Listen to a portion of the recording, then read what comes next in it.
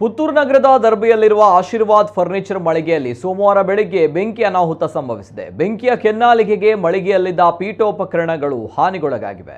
ಹೊಗೆ ಕಾಣಿಸಿಕೊಂಡ ಕೂಡಲೇ ಸ್ಥಳೀಯರು ಅಗ್ನಿಶಾಮಕ ದಳಕ್ಕೆ ಮಾಹಿತಿ ನೀಡಿದ್ದು ಸಿಬ್ಬಂದಿ ಕಾರ್ಯಾಚರಣೆ ನಡೆಸಿ ಬೆಂಕಿಯನ್ನು ನಿಯಂತ್ರಣಕ್ಕೆ ತಂದರು. ಬೆಂಕಿ ಅನಾಹುತಕ್ಕೆ ಕಾರಣ ತಿಳಿದು ಬಂದಿಲ್ಲ. ವರ್ಷದ ಹಿಂದೆ ಆಶೀರ್ವಾದ್ ಫರ್ನಿಚರ್ ಮಳಿಗೆಯ ಪಕ್ಕದಲ್ಲಿರುವ ಹರ್ಷ ಕಂಪನಿಯ ಗೋದಾಮಿನಲ್ಲೂ ಬೆಂಕಿ ಅನಾಹುತ ಸಂಭವಿಸಿತ್ತು. ಅದು ಕೂಡ ಏಪ್ರಿಲ್ ತಿಂಗಳಿನಲ್ಲಿಯೇ ಸಂಭವಿಸಿತ್ತು.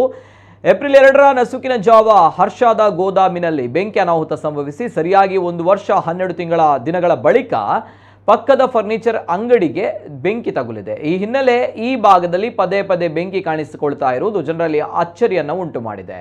ಬೆಂಕಿ ಅನಾಹುತದಿಂದಾಗಿ ಹಾನಿಯ ಬಗ್ಗೆ ನಿಖರ ಮಾಹಿತಿ ಇನ್ನಷ್ಟೇ ಲಭ್ಯವಾಗಬೇಕಾಗಿದೆ. ಪೊಲೀಸರು ಸ್ಥಳಕ್ಕೆ ಭೇಟಿ ನೀಡಿ ಪರಿಶೀಲನೆ ನಡೆಸ್ತಾ ಇದ್ದಾರೆ. ಬೆಂಕಿ ಅನಾಹುತಕ್ಕೆ ಕಾರಣ ಏನೆಂಬುದು ತನಿಖೆಯ ನಂತರ ತಿಳಿದು ಬರಬೇಕಾಗಿದೆ.